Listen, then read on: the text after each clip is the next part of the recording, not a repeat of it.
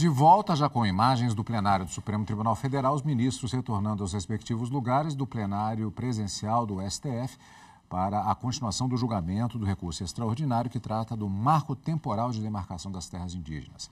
Continuação do voto vista do ministro André Mendonça. Nós acompanhamos agora direto do plenário. Renovo a minha saudação a todos e dando continuidade ao julgamento do recurso extraordinário 1.017.365, tema 1031 da repercussão geral, eu devolvo a palavra ao eminente ministro André Mendonça para que dê prosseguimento ao voto. Obrigado, senhora presidente. Sob o ponto agora do renitente esbulho. A expressão renitente esbulho já constava do voto condutor do acórdão da PET 3388. No seu item 11 da ementa está relacionado ao marco regulatório da tradicionalidade da ocupação. Sobre este ponto, o ministro Aires Brito assim se manifestou. Retração que deve ser contemporaneamente espontânea, pois ali onde a reocupação das terras indígenas, ao tempo da promulgação da Lei Maior de 88, somente não ocorreu por efeito do renitente esbulho por parte dos não-índios. É claro que o caso já não será de perda da tradicionalidade da posse nativa. O melhor desenvolvimento do conceito de renitente esbulho, porém, foi trazido mais adiante pelo ministro Teori Zavascki, no ARI 803-462, atinente à terra indígena Limão Verde. Na ocasião, Sua Excelência assim pontuou: renitente esbulho não pode ser confundido com ocupação passada ou com desocupação forçada, ocorrida no passado. Há de haver, para sua configuração, situação de efetivo conflito possessório, que, mesmo iniciado no passado, ainda persista até o marco demarcatório temporal atual, vale dizer, a data da promulgação da Constituição de 88. Conflito que se materializa por circunstâncias de fato ou, pelo menos, uma controvérsia possessória judicializada. Também não pode servir como comprovação de esbulho renitente a sustentação no sentido de que os índios, no caso Terena, pleitearam junto a órgãos públicos, desde o começo do século XX, a demarcação das terras.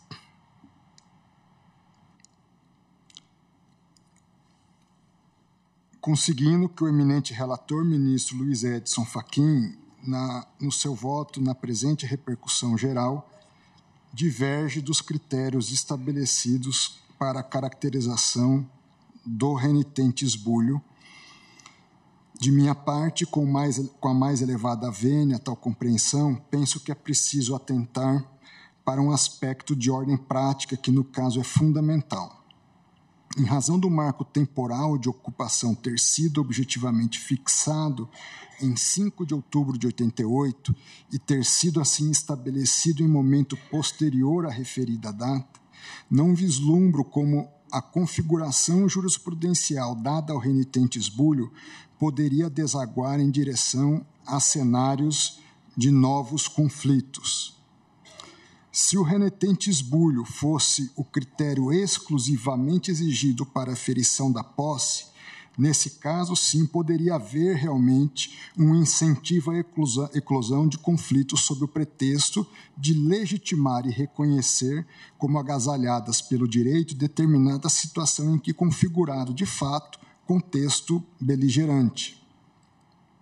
Neste hipotético cenário, o início de um conflito no tempo presente poderia ser apto a configurar o renitente esbulho. Contudo, na medida em que se exige que a caracterização da situação conflitiva tenha ocorrido em data pretérita, no caso, há quase 35 anos, não vislumbro como tal exigência poderá ensejar a perpetuação ou a manutenção de conflitos no presente ou mesmo num passado recente.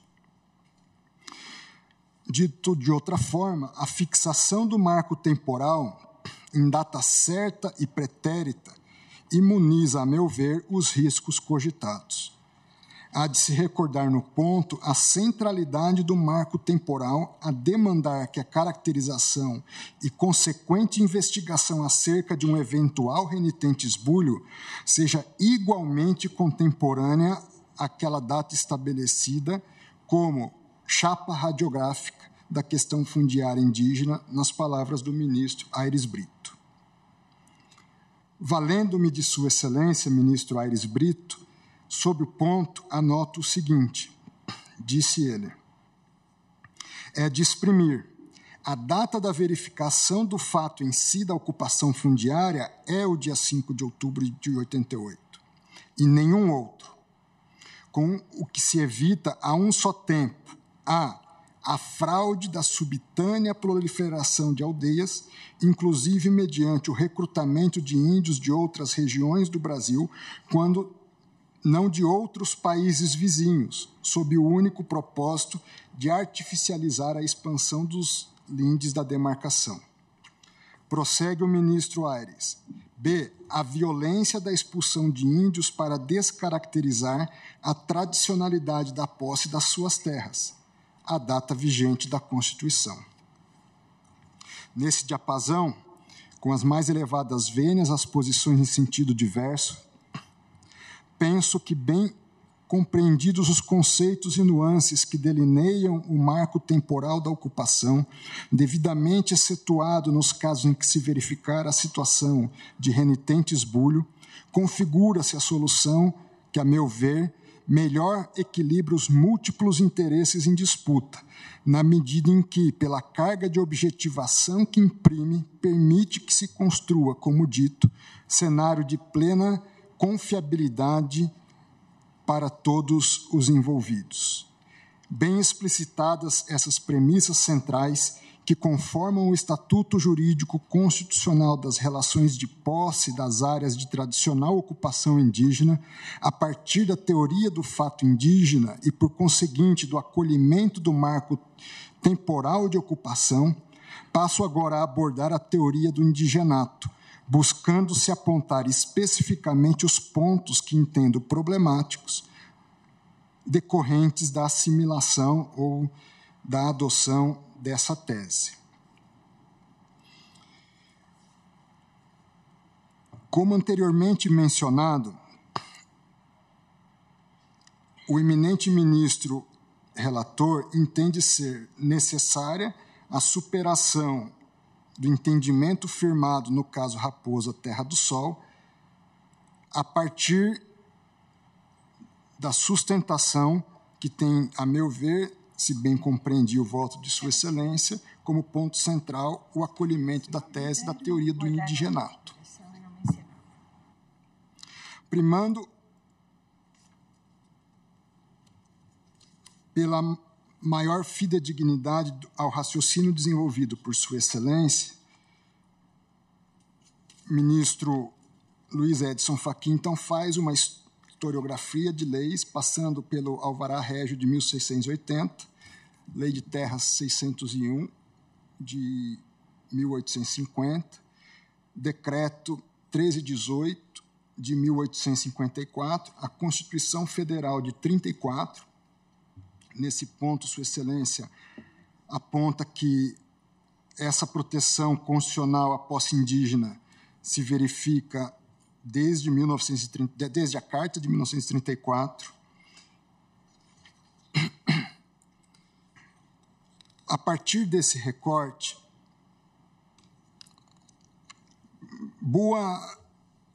registro histórico de doutrina jurídica a respeito da teoria do indigenato foi trazida por João Mendes Júnior em obra de 1912. Diz João Mendes Júnior, o indigenato é um título congênito, ao passo que a ocupação é um título adquirido. Por conseguinte, o indigenato não é um fato dependente de legitimação, ao passo que a ocupação, como fato posterior, depende de requisitos que a legitimem. Nesses termos, verifico ser conceito construído com base em premissas, em certa medida, de natureza justnaturalista, a respeito do fenômeno jurídico.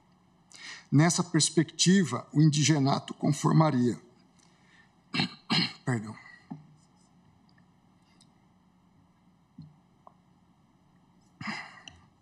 O indigenato conformaria até mesmo o exercício do poder constituinte originário, limitando o espaço de deliberação da própria Assembleia Nacional Constituinte, expressão maior do pleno exercício da soberania popular.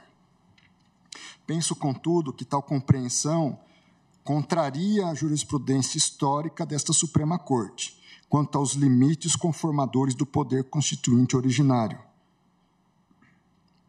É visão, a meu juízo, que não considera, igualmente, os limites conformadores impostos por uma realidade histórica, sobre a qual recaem as normas jurídicas, até mesmo aquelas compreendidas como manifestação de um direito natural. Trata-se da historicidade reconhecida como limitadora, inclusive, essa sim, de forma unânime, do próprio constituinte originário mencionado. Historicidade essa que é doutrinariamente apontada como característica imanente aos próprios direitos fundamentais, que na sempre lembrada expressão de Hannah Arendt, não são um dado, mas um construído, uma invenção humana em constante processo de construção e reconstrução. Trecho esse extraído da obra Direitos Humanos, da professora Flávia Piovesan. Na mesma linha, ensina Norberto Bobbio que os direitos humanos não nascem todos de uma vez, nem de uma vez por todas. Prossegue nesse raciocínio o ilustre filósofo italiano. Os direitos do homem constituem uma classe variável, como a história desses últimos séculos demonstra suficientemente. O que prova que não existem direitos fundamentais por natureza, o que parece fundamental numa época histórica e numa determinada civilização, não é fundamental em outras épocas, em outras culturas. Por isso que direitos que foram declarados absolutos no final do século XVIII foram submetidos a radicais limitações nas declarações contemporâneas. Direitos que as declarações do século XVIII nem sequer mencionavam são agora proclamados com grande ostentação nas recentes declarações. Assim, não se concebe como sendo possível atribuir um fundamento absoluto a direitos historicamente relativos. Digo eu, com base nessa reconhecida historicidade, conformadora inegavelmente do fenômeno jurídico como um todo, aí incluindo-se tanto o constituinte originário quanto os próprios direitos fundamentais, aflora-se ainda o aspecto da relativação dos direitos fundamentais, que não são, portanto, absolutos. O indigenato, tal como majoritariamente concebido, parece ir de encontro a essas características. Apresenta-se, além disso, como critério dotado de elevada carga, com a devida vênia, de subjetivismo cuja aferição, em cada caso concreto, recairá sobre o perito responsável pela elaboração do estudo antropológico, que terá de se desincumbir de tal mistério com base em elementos integralmente alheios ao ordenamento jurídico. Com a devida vênia, a insegurança jurídica me parece manifesta. No ponto, não se pode deixar de repisar que, independentemente da carga vinculativa, ao apreciar a PET 3388, o ministro Aires Brito, tendo como relator o ministro Aires Brito, esta Suprema Corte fixou o precedente que, na presente assentada, se pretende superar. Precedente esse, segundo o qual a posse indígena se afiguraria legítima, se, dentre outros requisitos, estivesse faticamente verificada em 88. Portanto, considerando que a referida decisão fora prolatada em 2009, há pelo menos 14 anos, esse, que é o órgão máximo do Poder Judiciário, contribuiu para a formação de uma legítima confiança em relação aos não indígenas ocupantes de boa-fé e, ao mesmo tempo, colocou em xeque as expectativas dos povos indígenas que não mais ocupavam determinada localidade, sem que estivesse caracterizado qualquer conflito ao tempo da promulgação da Constituição. Eventual alteração jurisprudencial, depois de 14 anos desta calculabilidade e confiança geradas por ambas as partes, se inverteria a ordem de expectativas para o ressurgimento de conflitos há muito esmorecidos. E mais, para além da quebra de confiança estabelecida ao longo desses 14 anos durante os quais o entendimento prevaleceu, a alteração promove, em verdade, o revolvimento de discussões que remontam pelo menos a 35 anos, dado que, a partir deste marco, a questão já se encontrava devidamente saneada, a meu juízo, pela compreensão anterior. Em verdade, a partir do acolhimento da tese do indigenato, descortina-se a possibilidade de revolvimento de questões potencialmente relacionadas a tempos imemoriáveis. Essa hipótese, que por si só já me parece demasiadamente insegura, é ainda mais problemática na situação atual, no campo de uma viragem jurisprudencial. O que pretendo frisar é que, se a adoção da teoria do indigenato já guardaria suficiente grau de problematização com a segurança jurídica, acaso estivesse sido agasalhada no âmbito da PET 3388, a sua assimilação no atual momento, depois de se ter solucionado o tema em bases objetivas, com vistas exatamente à estabilização das relações conflituosas então existentes, mostra-se, na minha perspectiva, ainda mais prejudicial à sociedade. Trata-se, portanto, de solução que, a meu sentir, praticamente subtrai qualquer perspectiva de segurança jurídica e, sob uma análise eminentemente pragmática, se mostra faticamente impossível de se ver concretizada. Dito de forma mais direta, é uma solução cujo nível de insegurança, penso, afasta, por si só, qualquer possibilidade de justiça. Com base também nesta linha argumentativa, reforço a compreensão quanto à necessidade de reafirmação das bases estabelecidas no julgamento da PET 3388. Em enfoque complementar, que, a meu sentir, reforça essa necessidade de não se negligenciar a historicidade inerente à marcha paulatina e gradual da concretização dos direitos fundamentais, é mister recordar o contexto em que editados os atos normativos comumente indicados como sendo justificadores do acolhimento daquela teoria. Noutras palavras, é preciso se considerar a advertência feita por Darcy Ribeiro, abro aspas. Mais tarde, os índios foram declarados cidadãos livres e suas aldeias promovidas a vilas, recebendo nomes portugueses, pelourinhos e outras prerrogativas. Esta farsa literária só representou para os índios o direito de serem explorados, sem ter para quem apelar. Considerado esse contexto, com a mais devida vênia as posições em sentido contrário, tenho para mim que a edição do Alvará Régio, de 1º de abril de 1680, adveio precisamente da tentativa de promover nova composição entre os interesses dos indígenas, dos jesuítas e dos colonos. Claramente, não teve o intuito de salvaguardar a precedência daqueles às suas terras, em detrimento dos demais. Nesse sentido, em que pese o reconhecimento pelo aludido documento de que os índios se dessem terras livres de tributos, porque seriam os primários e naturais senhores delas, a eles não foi assegurado sequer o direito de usufruto das terras, conforme frisa Berta Ribeiro.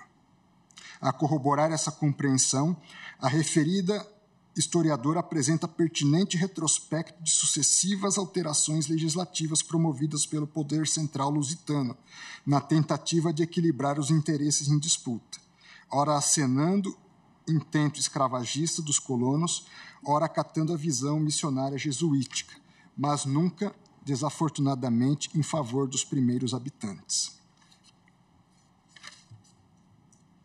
A reforçar essa perspectiva, segundo a qual, do ponto de vista eminentemente histórico-normativo, aos indígenas nunca fora reconhecida a legítima propriedade de suas terras, penso ser representativa a possibilidade de promoção da denominada Guerra Justa, cujos registros documentais remontam aos idos de 1570, como já mencionado.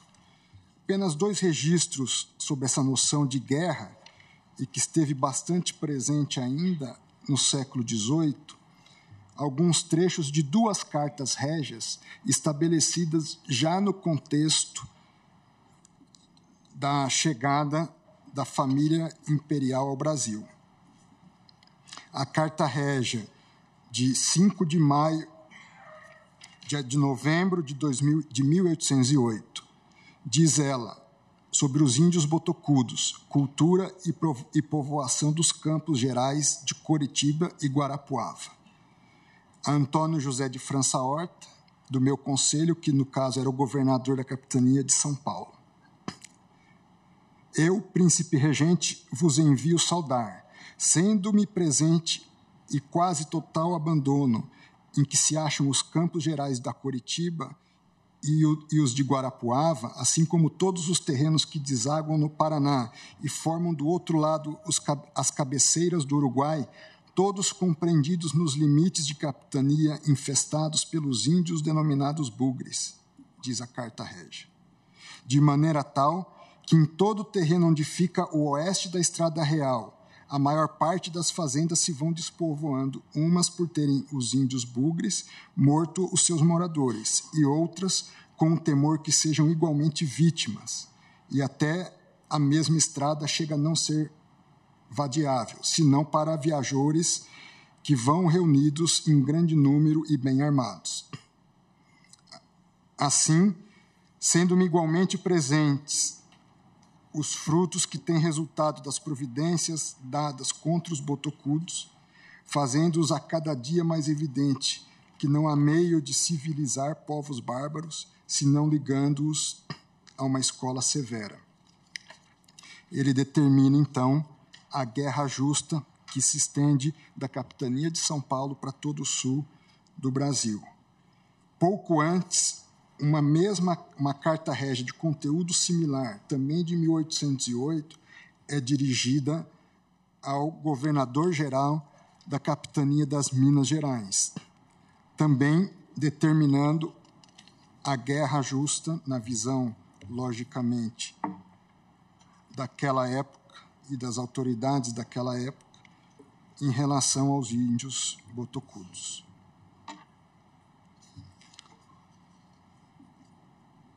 Em semelhante direção, Darcy Ribeiro aponta que o reconhecimento dos indígenas como sendo cidadãos livres, em verdade, não passava de uma farsa libertária, e que só representou para os índios o direito de serem explorados sem ter para quem apelar.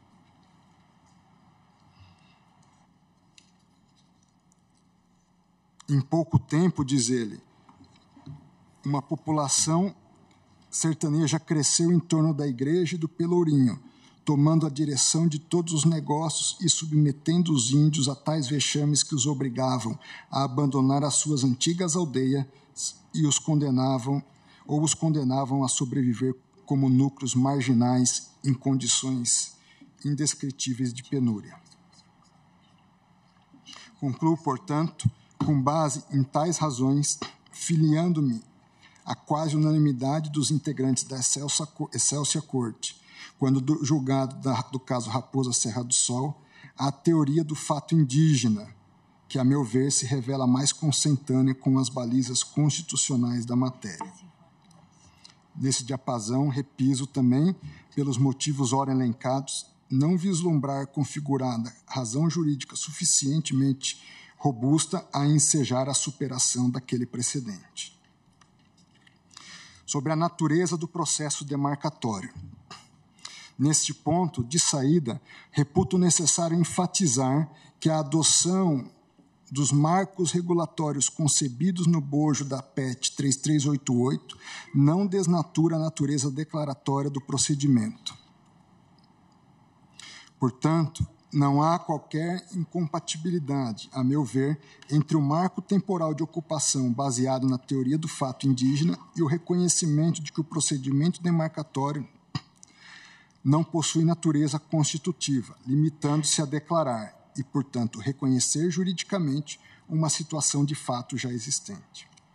Com as devidas vênias, as compreensões em sentido diverso, penso que haja relativo consenso quanto à natureza jurídica desse tipo peculiar de procedimento administrativo.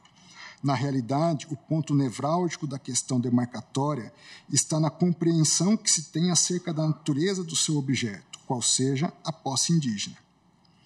Isso porque aqueles que adotam a teoria do indigenato, por vislumbrar na posse indígena algo que, em última ratio, é anterior ao estabelecimento da própria ordem jurídica posta, imposição de precedência até mesmo em relação ao poder constituinte originário, não se tratando sequer de um fato dependente de legitimação, a declaração que reconhece que determinada extensão territorial é terra indígena não enseja maiores repercussões do ponto de vista jurídico, produzindo efeitos essencialmente no plano fático consequencial. É que, como visto anteriormente, para o indigenato, por ser a posse indígena, título de natureza congênita, não estaria sujeita à legitimação do ordenamento jurídico. Entretanto, a meu sentir, o único escopo e a finalidade exclusiva do procedimento demarcatório consiste justamente em legitimar, de acordo com os critérios estabelecidos pelo ordenamento jurídico, a posse verificada. Já a teoria do fato indígena, precisamente em razão dessa natureza eminentemente fática, fenomênica da posse, ainda que indígena, o procedimento demarcatório, não obstante declaratório, ganha substancial relevância ao reconhecer juridicamente uma situação de fato já existente, e assim passa a atribuir-lhe status jurídico que antes não ostentava. Além disso, sendo a posse indígena um fato temporalmente objetivo, torna-se objetivamente verificável. Nesse sentido, disse o ministro Menezes Direito no julgamento do caso Raposa Serra do Sol: se o problema das terras indígenas há de ser resolvido com base no fato indígena, como aqui se propõe, os procedimentos de identificação e demarcação devem servir para demonstrá-lo. Todo fato está sujeito à observação. Se a garantia dos direitos dos índios exige a extensão de suas terras até um determinado ponto ou marco geográfico, é isso que deve ser demonstrado. O que se busca em um procedimento tão sério e de tão importantes repercussões para a vida nacional é uma clara demonstração do ponto de vista científico. Como já ressaltado, o procedimento de regularização da terra indígena é um procedimento destinado à apuração do fato indígena, isto é, a presença indígena em outubro de 88, com a sua respectiva extensão.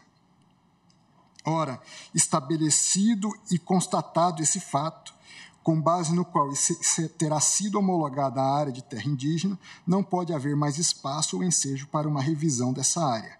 Cuida-se aqui de verdadeira preclusão administrativa que impedirá qualquer discussão sobre a área e os limites homologados. Não se concebe que o poder-dever de administração rever de ofício seus atos alcance a constatação de um fato cuja ocorrência e extensão decorram de procedimento instaurado regularmente. No caso da identificação e da demarcação das terras indígenas, de todos os modos, diz ainda Menezes Direito, estou convencido de que a definição da extensão da área, fruto da constatação do fato indígena, não abre espaço para nenhum tipo de revisão fundada na conveniência e oportunidade do administrador. A demarcação esgota, diz ele, a identificação, sendo vedada a sua alteração. Tem-se, portanto, que o procedimento demarcatório possui natureza declaratória. Nada obstante, tal natureza não permite, só por isso, a ampliação das terras já demarcadas, pois a posse indígena é um fato que, como pontuou o ministro Menezes Direito, deve ser demonstrado, e uma vez aferido e constatado, somente enseja modificação quando verificada a nulidade jurídica dentro do prazo decadencial.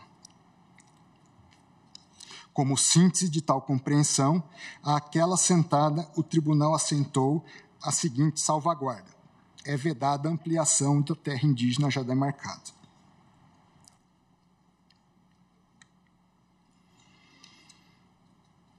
Ainda trata-se de posicionamento reafirmado pela Corte em outras oportunidades. Frise-se, outro sim, que, em razão das relevantes consequências jurídicas dele decorrentes, deve o procedimento demarcatório ter suas balizas estabelecidas em normas que passem pela dominada filtragem constitucional. Disso decorre a necessidade de se promover interpretação constitucionalmente adequada ao Decreto 1775, de 96, de modo a torná-lo instrumento efetivamente concretizador das garantias fundamentais decorrentes da cláusula do devido processo legal em relação a todos os interessados. Dentre os interessados, inclui-se, de modo especial, os indígenas, as populações não indígenas que disputam a ocupação da terra, bem como os entes federados diretamente envolvidos na questão, ou seja, estados e municípios nos quais se localizam a área em disputa. Em relação a esses últimos, é mister realçar a importância de se observar a última condicionante elencada no caso Raposa Serra do Sol. Diz a 19ª condicionante: é assegurada a participação dos entes federados no procedimento administrativo de demarcação das terras indígenas, situadas em seus territórios, observada a fase em que se encontrar o procedimento. Já em relação aos grupos subjetivos diretamente interessados, penso que seja aspecto fundamental para o adequado resguardo dos seus legítimos interesses o estabelecimento de regras que, na medida do possível, promovam a objetividade do procedimento técnico-investigativo realizado pelos profissionais tematicamente especializados em determinar se um dado espaço físico já foi ou continua sendo terra indígena. Vale-me no ponto das preocupações bem vocalizadas pelo ministro Menezes Direito. Diz Sua Excelência, é precisamente em virtude da relevância constitucional e política do procedimento que resulta na homologação das terras indígenas que não se pode deixar de cuidar de sua forma, de suas etapas, para assegurar que todos os possíveis representantes dos diversos interesses de âmbito nacional possam se manifestar e, assim, contribuir para a legitimidade do processo. Por mais que o Decreto 1775 de 96 tenha procurado garantir a qualidade técnica dos trabalhos, da identificação e demarcação, bem como a participação de todos os interessados no procedimento, titulares de interesses públicos de ordem nacional ou não, estou convencido de que a Constituição exige bem mais que isso. Prossegue. Não me parece razoável que a caracterização de uma área determinada do território nacional e, principalmente, a sua extensão fique a depender de apenas um especialista, a despeito da contribuição dos demais componentes do grupo técnico. Como já tive a oportunidade de destacar, a identificação e a demarcação da terra indígena deve ser realizada com base em um fato, o fato indígena. Ora, a interpretação desses dados e informações colhidos pelo antropólogo encarregado do trabalho de campo não pode ser feita solitariamente e sob apenas um único ponto de vista, o que não é difícil de inferir. Poderia influenciar o processo mesmo de pesquisa e levantamento. Exige-se, portanto, a participação multidisciplinar de especialistas em todas as etapas, com credenciais acadêmicas e reconhecida experiência em atividades relacionadas aos índios no Brasil. A manifestação dos entes federativos, cujos territórios forem abrangidos pela terra indígena, não pode ser meramente facultativa, porém obrigatória, e deve ocorrer sobre o estudo de identificação, sobre a conclusão da comissão de antropólogos e sobre o relatório circunstanciado do grupo técnico.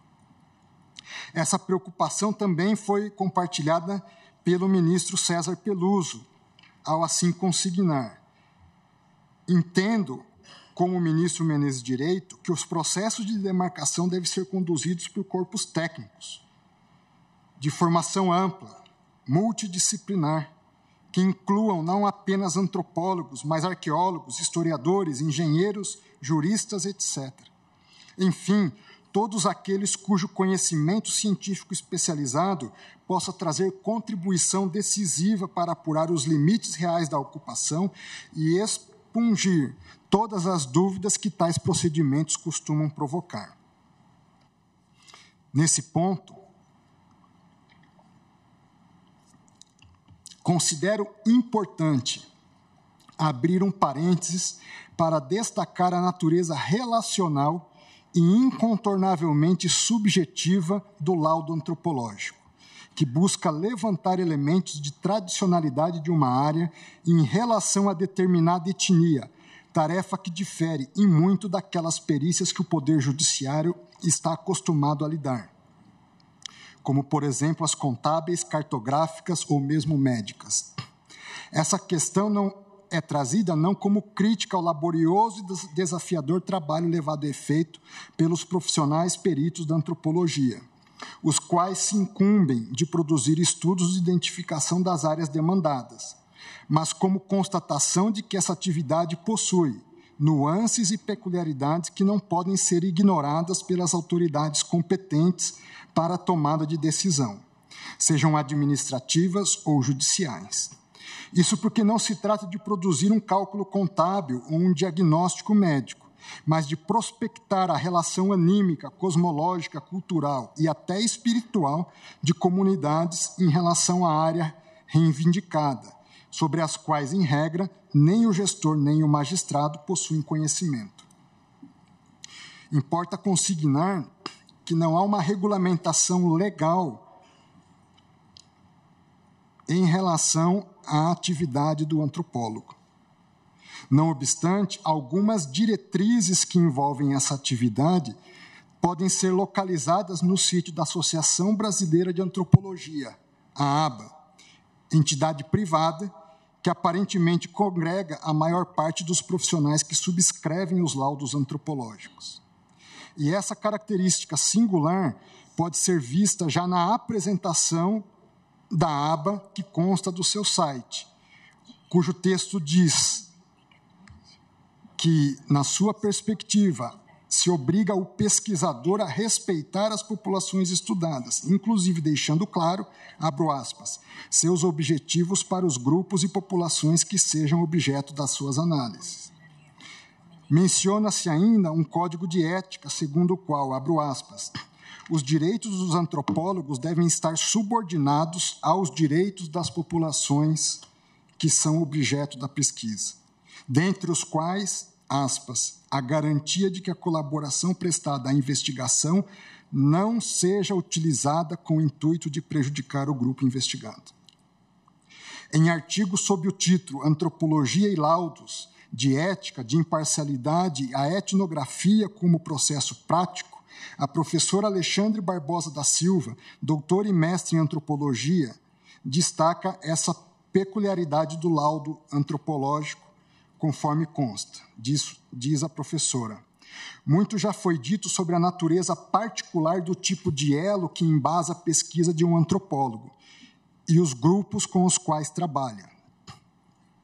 Para produzir conhecimento, é necessário o aprofundamento não só sobre o modo de vida, mas sobre a vida mesma das pessoas.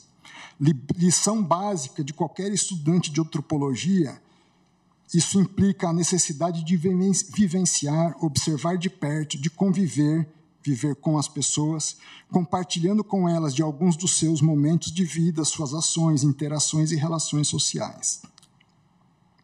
Assim, produzir um laudo não constitui excepcionalidade ou ruptura dessa premissa metodológica básica. O que não tem ficado claro ou pelo menos não o suficiente para alguns profissionais do direito e para um grande público leigo, é o que essa relação de conhecimento implica para ambas as partes. Prossegue a professora. A confiança é o elemento que está envolvido também numa relação médico-paciente, advogado-cliente, jornalista-fonte. Se tem um sujeito parcial num processo judicial, é o advogado em relação ao cliente. E a professora compara a relação advogado-cliente com a relação antropólogo e o grupo que está sendo estudado. Assim, essa confiança, prossegue ela, é fundada numa espécie de pacto, um pacto de natureza moral, um pacto moral. Digo eu, daí porque se ter afirmado que a natureza de um laudo antropológico é relacional e subjetiva, já que fundada obrigatoriamente, e nem poderia ser de outro modo, em uma relação de respeito e de confiança que se estabelece entre os profissionais da antropologia e as comunidades que serão objeto do estudo. Não há como construir uma relação de confiança sem o natural envolvimento psíquico entre as partes. É apenas uma característica dessa atividade. Daí eu ver razão nas preocupações que foram trazidas, especialmente pelos ministros César Peluso e Menezes Direito. Repito, não se está aqui a criticar a atuação do antropólogo, sobretudo diante da jurisprudência reiterada da Suprema Corte, verificada inclusive no julgamento da PET 3388, no sentido de que os estudos e laudo antropológicos são fundamentais, e de fato são. Todavia, devem ser colocados dentro de uma perspectiva de que se trata de uma visão essencialmente antropológica, e não necessariamente jurídica ou que envolva outros aspectos da relação em discussão.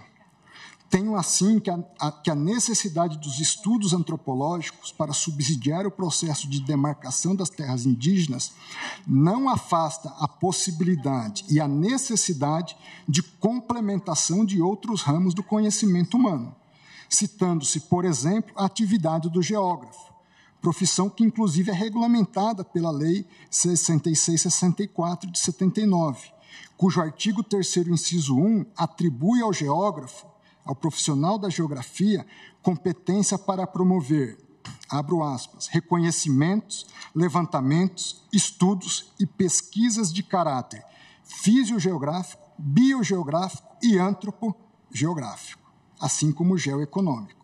Aliás, a geografia humana é um campo de conhecimento extremamente valioso para a compreensão integral da ocupação humana dos espaços. O próprio decreto 1775 prevê, no processo demarcatório, a realização de estudos complementares de natureza étnico-histórica, sociológica, jurídica, cartográfica, ambiental, que sejam necessários à delimitação da questão. Artigo 2º, parágrafo 1º. Prevê ainda a solicitação de colaboração de membros da comunidade científica ou de outros órgãos públicos para embasar os estudos. Artigo 2º, parágrafo 4º. E, por fim, prescreve um prazo para que os órgãos públicos e as entidades civis prestem informações sobre a área objeto da identificação. Artigo 2º, parágrafo 5º. Ora, ainda que o decreto não previsse o levantamento de informações de outras áreas do conhecimento, o direito constitucional de petição e os princípios do contraditório e da ampla defesa demandam a participação do poder público e dos demais interessados.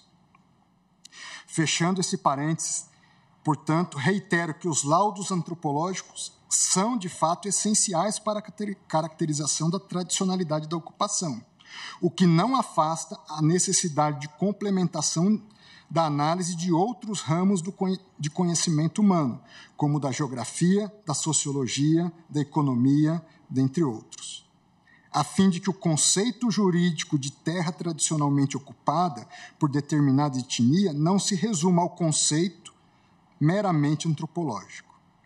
É preciso, portanto, interpretar os termos do Decreto 1775 de forma a assentar que o laudo antropológico, elemento fundamental e indispensável ao reconhecimento da tradicionalidade da ocupação indígena de determinada área, deve ser elaborado por uma comissão especificamente constituída para tal finalidade, perante a qual poderão ser suscitados questionamentos e diligências, devendo sobre ele se manifestar de modo fundamentadamente adequado, sendo facultado, para tanto, a oitiva de especialistas em outras áreas do conhecimento. Em resumo, comungo da compreensão segundo a qual o procedimento demarcatório de terras indígenas possui natureza declaratória. Nada obstante, por se destinar à apuração de fato temporal objetivo, é impassível de revisão, salvo se verificada a nulidade administrativa dentro do prazo decadencial estabelecido pela legislação de regência. E, diante das relevantes consequências jurídicas que dele decorrem, devem garantir a participação de todos os envolvidos, aí incluindo-se os respectivos entes federativos, e ser conduzido por comissão de especialistas com formação variada, aberta a requerimentos externos, de modo a possibilitar a produção de um laudo tecnicamente adequado.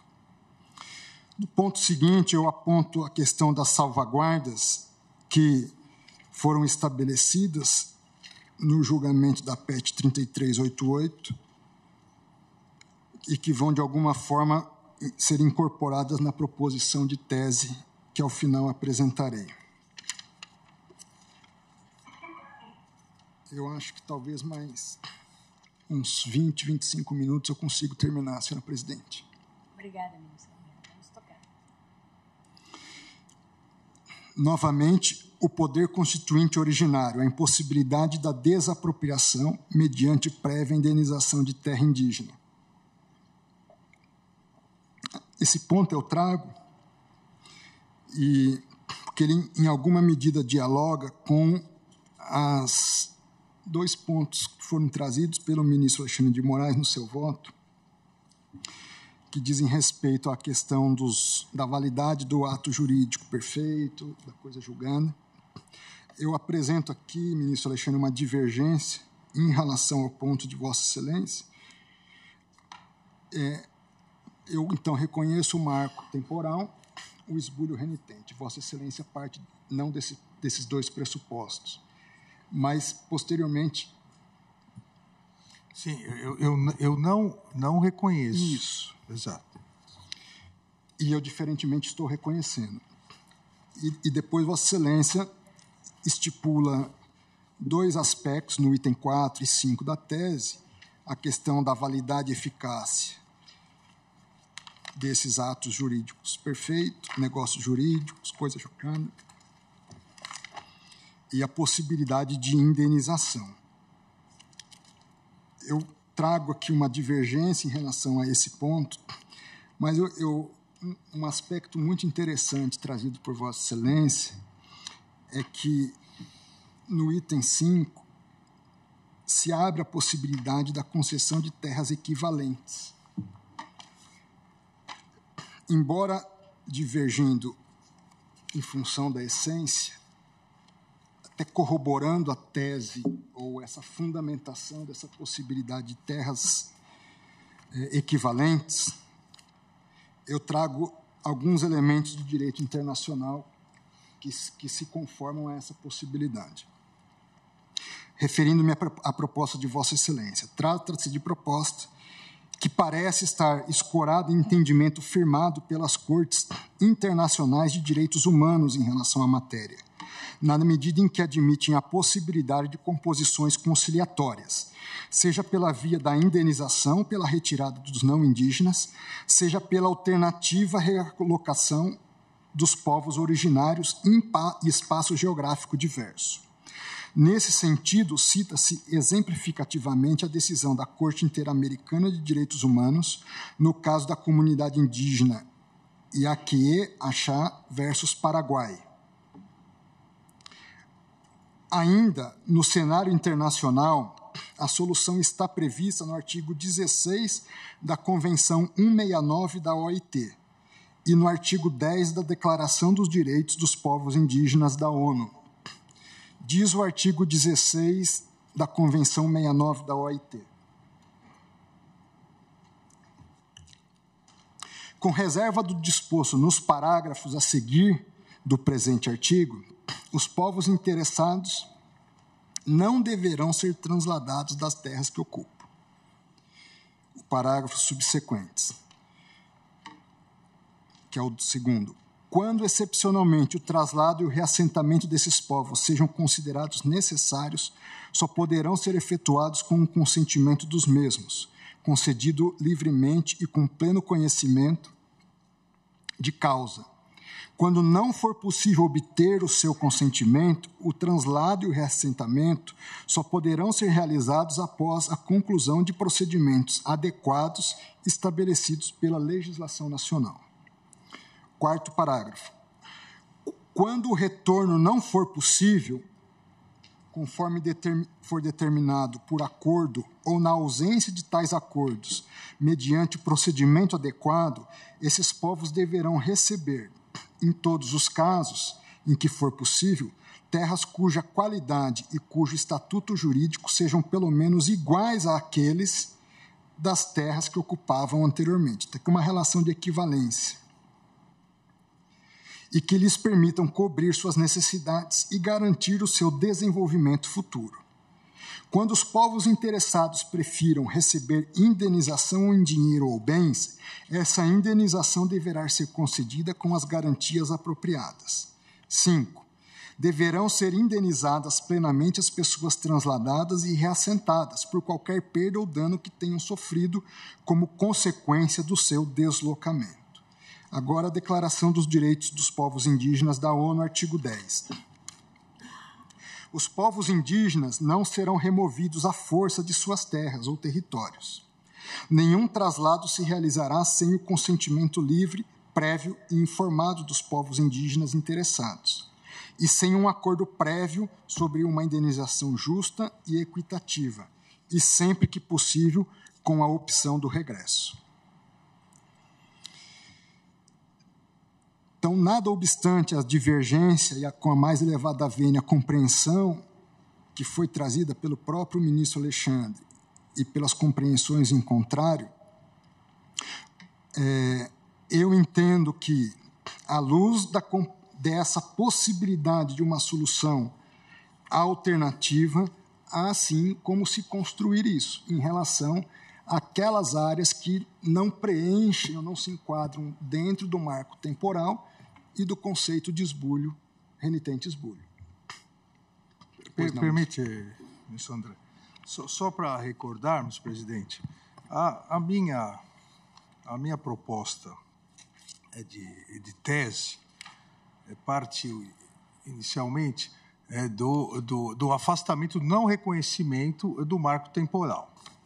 Ou seja, independentemente do dia 5 de outubro, ou mesmo da situação não de posse, mas a situação de esbulho, a situação de litígio, para mim pouco importa o momento do reconhecimento, e citei até o massacre que houve na década de 40, obviamente a população indígena sendo obrigada a se retirar de determinada área, teria o direito àquela terra. Então, não me parece aqui, com devido a ver nas posições de contrário do ministro Cássio, do ministro André, a possível marco temporal. Então, essa é a nossa divergência.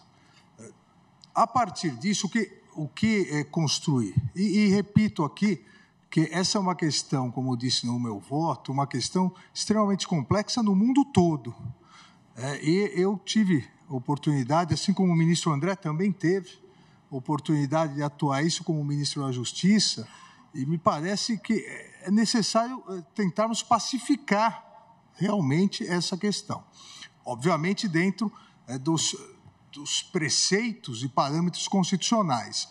A partir ao meu ver, da inexistência do marco temporal, toda vez que houver a caracterização, a comprovação da terra, que a terra é da comunidade indígena, se aplica o que prevê expressamente a Constituição no tópico específico, ou seja, a necessidade da devolução da terra e só se indeniza pelas benfeitorias.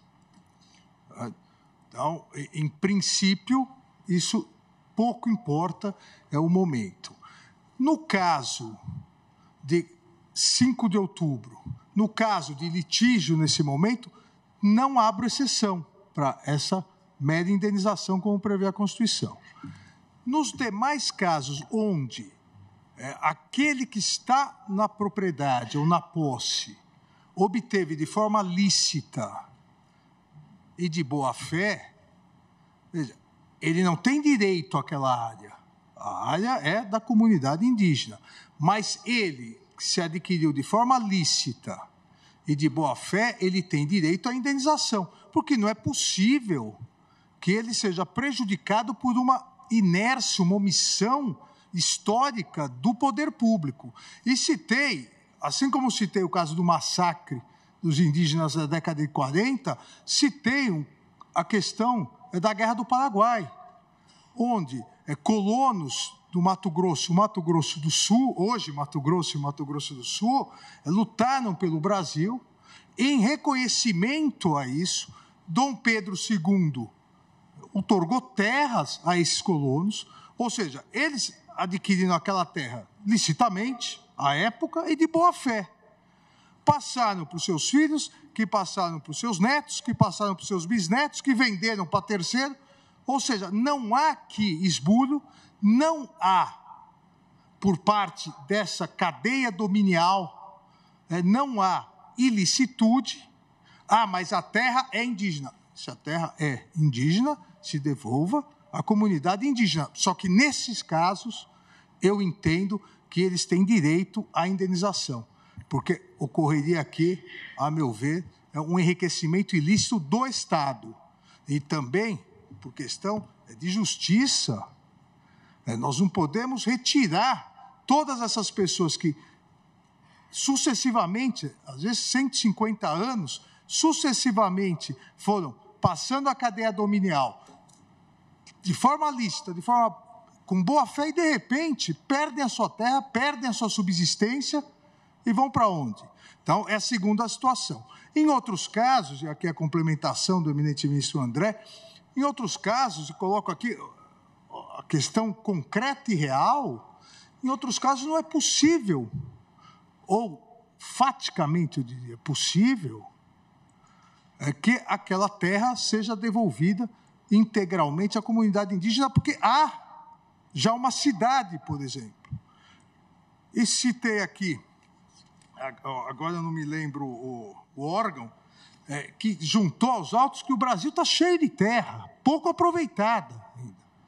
Então, nessas hipóteses, desde que haja o consentimento da comunidade indígena para resolver a situação, terras semelhantes de cultivo, de cultura, então haveria essa compensação. São 3 possibilidades que me parecem que poderiam solucionar, ou pelo menos diminuir essa tensão social que gera inúmeras mortes na Bahia, Mato Grosso do Sul, em Rondônia, em Roraima.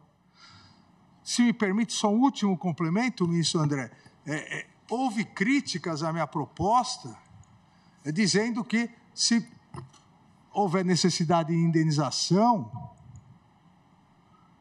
não vai haver a demarcação.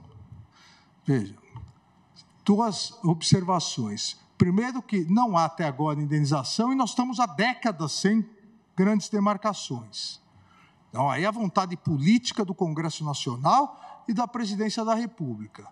E segundo, que insisto, aquele que adquiriu licitamente e de boa fé, ele não poderia supor que 100 anos depois, 50 anos depois, 60 anos depois, viesse a Constituição e iria dizer que deveria corretamente devolver às comunidades indígenas. Ele não tinha uma bola de cristal. Então, ele perde a propriedade, perde a sua posse, porque a terra é da comunidade indígena. Mas o Estado tem que indenizar. E, obviamente, nos debates, se progredir esse entendimento, nós podemos até verificar como indenizar, mas deve indenizar.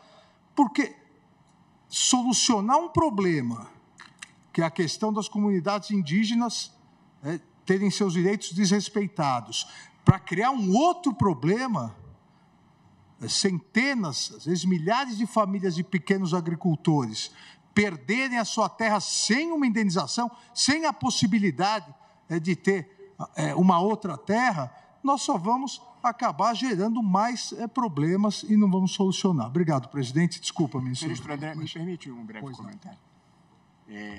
E talvez, se parecer bem a presidente e a Vossa Excelência, nós ouviríamos a conclusão do voto do ministro André amanhã, que eu sei que a presidente está premida pelo tempo. A discussão levantada pelo ministro Alexandre e pelo ministro André é muito importante. Só que não é esse caso. Esse caso que nós estamos julgando, o recurso extraordinário 1.017.365, não tem nenhum posseiro aqui. Nós estamos discutindo um caso que envolve a expansão de uma demarcação de terra indígena que atingiu uma área que alegadamente seria de propriedade de uma fundação pública estadual. Não tem nenhum posseiro aqui. Ministro Luiz Roberto, se Vossa Excelência me perdoe interrompê-lo, mas é porque o ministro André, em função da questão de ordem que ele colocou no plenário virtual, está votando apenas quanto à tese. Ele não está examinando o caso concreto. Não, só para lembrar vocês. Eu entendo, mas a nossa discussão aqui, com todas as vênias e todo o respeito, é saber como fica a relação jurídica quando se demarca uma terra indígena, quando se amplia a demarcação de uma terra indígena, demarcação essa que é puramente declaratória, como o Supremo já entendeu e o ministro Fachin reiterou. Então, nós estamos discutindo qual é a relação jurídica que se estabelece quando o poder público amplia, por uma portaria do Ministério da Justiça, a área indígena, e essa ampliação vai colher uma área que é de propriedade de uma instituição estadual, de uma fundação pública estadual. Portanto, aqui não tem nenhum posseiro. Nós não estamos... É muito importante essa discussão. Essa discussão está posta no caso seguinte da pauta, que é a ação civil originária 1100. Aí, eu acho que nós temos, sim, que discutir, como suscitou o ministro Alexandre, como nós fazemos para conciliar direitos que parecem relevantes ou situações jurídicas que parecem relevantes de parte a parte. O direito da comunidade indígena à sua área tradicional e a situação jurídica dos pequenos agricultores que, em muitos casos, adquiriram aquela área e, portanto, têm título de propriedade. Essa é uma situação de algum grau de dramaticidade que nós vamos discutir. Mas no próximo caso, aqui nós estamos discutindo uma questão. Como fica um alegado direito de propriedade de uma fundação pública, sem nenhum posseiro, é uma área de reserva ambiental, como fica a situação dessa propriedade diante da demarcação da terra indígena. Pois não, ministro Alexandre? Ministro Luiz Roberto, se me permite, na verdade, com todas as vênias, não é isso que nós estamos discutindo. Pelo seguinte, o caso concreto é esse, mas quando o Supremo Tribunal Federal reconheceu a repercussão geral por unanimidade, o Supremo Tribunal Federal reconheceu a seguinte repercussão geral: constitucional administrativo, posse indígena, terra ocupada tradicionalmente por comunidade indígena, possibilidades hermenêuticas do artigo 231 da Constituição da República, tutela constitucional do direito fundamental indígena às terras de ocupação tradicional. 1. É dotada de repercussão geral a questão constitucional referente à definição do Estatuto Jurídico Constitucional das relações de posse das áreas de tradicional ocupação indígena à luz das regras dispostas no artigo 231 do texto constitucional. Repercussão geral da questão constitucional reconhecida. Quando o eminente ministro Edson Fachin, isso foi em 2019, votou como relator para que nós reconhecêssemos a repercussão geral, abriu a questão para discussão dessa definição. E Sua Excelência, o eminente relator, quando votou no sentido da repercussão geral, exatamente para que houvesse uma definição geral. Eu concordo com Vossa Excelência que o caso é específico, mas a repercussão geral, já reconhecida em 2019, ampliou essa questão e desde o primeiro voto do eminente ministro relator, isso foi ampliado. Por isso que me parece que todos os demais votos, seguindo o eminente relator e seguindo o que o plenário, em 2019, entendeu como repercussão geral, reconheceu, acabou ampliando, porque a repercussão geral foi muito clara, que seria, o Supremo deveria definir o estatuto jurídico constitucional das relações de posse das áreas de tradicional ocupação indígena, à luz das regras expostas no artigo 231 do texto constitucional. Mas eu pediria a interpretação autêntica do eminente relator. Pois não, ministro. Só me perdoe. Primeiro, eu, evidentemente, não faço essa leitura que o ministro Alexandre está fazendo. Claramente, nós estamos discutindo uma situação advinda do caso concreto, como, aliás, já convencionamos há muito tempo aqui no tribunal. Repercussão geral fixa uma tese compatível com as especificidades do caso concreto. A repercussão geral dada pelo ministro Luiz Edson Fachin não discute agricultor, não discute posse legítima, não discute aquisição feita ao poder público. Nós estamos discutindo como é o direito das comunidades indígenas às terras tradicionalmente ocupadas quando alguém contrapõe um título de propriedade. Nós não estamos falando de desapossamento de posseiros. Essa é uma discussão para o caso seguinte. Aqui, nós não temos como fixar uma tese em abstrato, porque uma coisa é um invasor de terra pública. A outra coisa é um posseiro que tem adquirido do poder público, como aconteceu e está discutido no processo seguinte. De modo que, a meu ver, não há como fixar uma tese de repercussão geral ampla, porque cada situação concreta e, de fato, vai ser diferente. Se alguém estiver fazendo grilagem, nós vamos tratar de uma forma. Se alguém tiver adquirido do poder público, como é o caso do processo seguinte, o sujeito adquiriu do poder público, é uma situação diversa. Portanto, nós só temos como discutir a especificidade de cada posse diante do caso concreto. Mas a tese que o ministro Fachin propôs, e na linha que o ministro Alexandre concordou, de que não há marco temporal, nem existe esbulho renitente e que se deve respeitar o laudo, essas todas estão postas aqui. Agora, posseiro e direito à indenização e como calcular o direito à indenização é totalmente alheio a esse processo com todas as vênias. Pois não, ministro Fachin, ouço Vossa Excelência com muito prazer. Posso, presidente? Eu aguardava a conclusão do voto do ministro André Mendonça, mas... Só um minuto, ministro. Eu ainda não concluí o voto. Não. Vossa Excelência... Não, por isso usei esse tempo do verbo. Aguardava, mas agora estou me antecipando, provocado, porque, efetivamente, em se tratando de dois temas correlatos, em dois feitos correlatos, é possível compreender a dificuldade de dissociar a ação civil originária, que trata do caso concreto, e esse tema da repercussão geral, que efetivamente discute uma tese. Tanto que na tese, nos pontos da tese que propus, não está presente a solução desses temas que foram trazidos no voto do ministro Alexandre de Moraes, e agora Vossa Excelência, ministro André, também traz a colação, porque isso, em meu modo de ver, vamos sim discutir na ACO, como um desdobramento. Porém, eu creio que nós estamos, quiçá, invertendo um pouco o debate, porque, primeiro, há uma necessidade da definição de saber se a figura do marco temporal está ou não na Constituição. Até este momento, ao voto que proferi, e do eminente ministro Alexandre de Moraes, respondendo negativamente a essa questão, e o voto divergente do ministro Nunes Marques. E creio que essa direção, pelo que até agora ouvi, encaminha-se o voto de Vossa Excelência.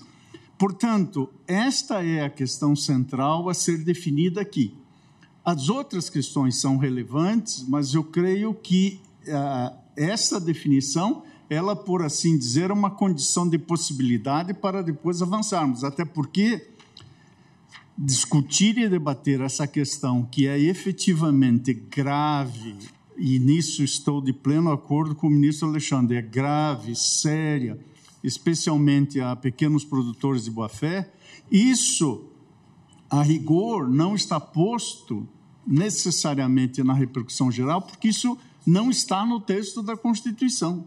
O caso concreto da ACO poderá nos levar, e o meu voto fala em amadurecimento da jurisprudência, em modos sancionatórios de atitudes que representaram titulação indevida a agricultores de boa-fé. Portanto, isso, sem dúvida alguma, pode ser debatido, mas à luz do caso concreto, aqui em sede de repercussão geral, nada obstante haja na área em questão muitos ocupantes, aliás, eu fiz uma audiência pública com os indígenas e agricultores e entidades interessadas, mas nós ainda estamos em sede de repercussão geral. Por isso, senhora presidente, me atrevo a concordar em parte com os ministros Barroso e Alexandre de Moraes e divergir em parte, ou seja, eu estou concordando na exata medida que a repercussão geral não coloca o tema da indenização.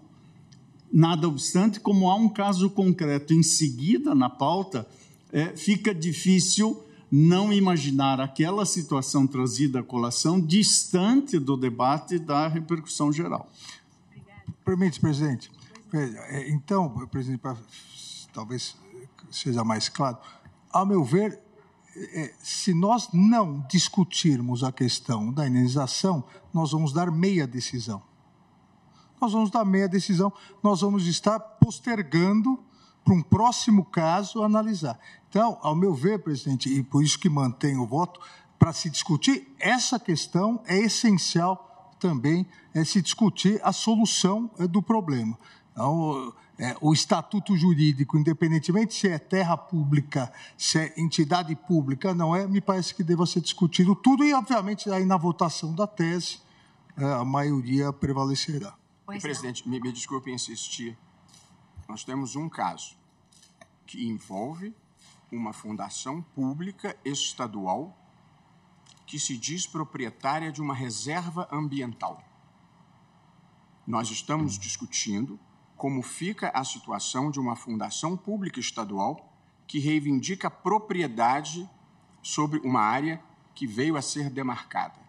A Constituição é muito clara.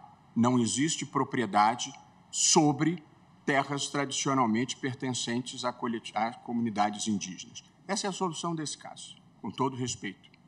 No outro processo, nós temos uma situação completamente diferente. A ação civil originária, em que um grupo de agricultores, pequenos agricultores, adquiriu do poder público, indevidamente, há um ato ilícito aqui, o poder público vendeu para agricultores frações de terras indígenas. De modo que é uma discussão completamente diferente. Como fica a situação de um pequeno agricultor de boa-fé que adquiriu um bem do poder público diante da demarcação da terra indígena. Todas as vezes, essa questão é completamente diferente de saber se uma fundação pública que invoca propriedade registrada sobre uma área pública de reserva ambiental, se pode prevalecer esse título de propriedade. Aqui não tem nenhuma indenização a se falar. Ao passo que nos poceiros é possível discutir como é que vai ser o critério de indenização, mas eu não tenho nenhuma dúvida que quem adquiriu de boa-fé do poder público um bem tem direito à proteção da sua confiança de alguma forma. De modo que, com todas as vênias e com todo respeito, São questões completamente diferentes. E aqui, ao fixar uma tese de repercussão geral, nós não temos como discutir os detalhes da posse daquele caso específico que eu considero uma situação totalmente excepcional. Venda pelo poder público mediante ato ilícito de uma propriedade que ele não poderia dispor. De modo que, com todo respeito, são discussões diferentes. Eu compreendi perfeitamente a posição de Vossa Excelência, ministro Luiz Roberto, mas pareceu-me, ao menos, que a posição do ministro Alexandre, ela é como num combo. Ele não reconhece o marco temporal, mas entende que, em determinadas situações, o não reconhecimento tem que ensejar necessariamente uma indenização. Mas a fundação pública... Em função do texto constitucional. Mas indenização à fundação pública? Ministro, se Vossa Excelência ler a minha tese, vai perceber que é muito clara. A questão é o seguinte, nós não podemos fracionar. Nós não podemos fracionar sob pena de não resolver nada de novo. Eu acho que ele não está fracionando, são coisas diferentes. Não, está fracionando. Não tem como juntar. Óbvio que está fracionando. É muito cômodo nós ficarmos, nesse caso, se há marco temporal ou não há marco temporal. E aí deixamos a aproximação para daqui 10 anos e não resolvermos a questão. É a próxima na pauta. É a próxima na pauta. Esse é o grande problema. Então, desde o voto, o ministro Fachin ofereceu uma tese, o ministro Cássio ofereceu outra, e daí nós vamos debater a tese. Pronto. E aí eu estou dizendo que acho que a tese deste caso é completamente diversa. É por isso que Vossa Excelência vai apresentar a sua tese. É isso. Pronto. É exatamente isso. Vai ser assim, e agora eu devolvo a palavra ao ministro André. Ministra Rosa, eu precisaria ainda de mais uns 20 minutos. Eu não sei se a gente prossegue. Deixa para amanhã. Ficou a critério de Vossa Excelência. Pois é, eu acho que Vossa Excelência prossegue. Retardamos um pouquinho o nosso evento, né? Posso? Bom. Presidente, eu não vou poder participar do evento, então, porque eu... Então, se o ministro Luiz Roberto não pode participar, não vou deixar o ilustre vice-presidente dessa casa, presidente eleito, fora desse debate. Não prejudica o raciocínio de Vossa Excelência, ministro André, suspendermos agora? Não, de forma nenhuma. Não serei eu a causa também da ausência do ministro Barroso. Amanhã? Mas aí, ministro André, serão 20 minutos amanhã. Ministra Rosa, Se não for interrompido.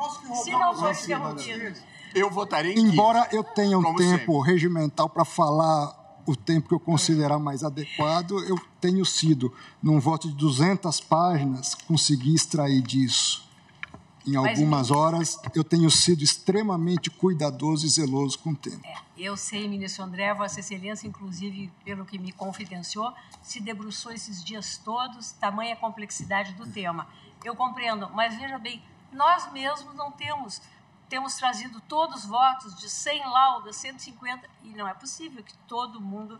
Então, eu agradeço o esforço de Vossa Excelência e até agora estamos indo bem, só faltaram 20 minutos. Eu sei que eu sou um dos mais econômicos aqui, mas reconhecendo o direito de todos fazer o voto da forma que melhor entenda dispor oralmente. Por isso que Vossa Excelência vai continuar o voto amanhã e nós vamos ouvir com toda atenção. Obrigado. Certo?